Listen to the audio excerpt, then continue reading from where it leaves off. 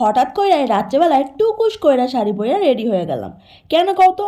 বলছি পরে, আগে তো দেখো। হঠাৎ কইরা কি সুন্দর লাইটিং কইরা সাজাইছি দেখো। কারণ এখানেই কিন্তু আমরা আমাদের কার্তিক সোনাকে রাখবো। আর এই হচ্ছে আমাদের কার্তিক সোনা। আজকে না আমার কার্তিক সোনাকে দেখতে খুব সুন্দর লাগছে, দেখো কত সুন্দর কিউট কিউট লাগছে। এদিকে সন্ধ্যা থেকে রাত হইতাছে, তাই জোগাড়ও হয়ে যাচ্ছে।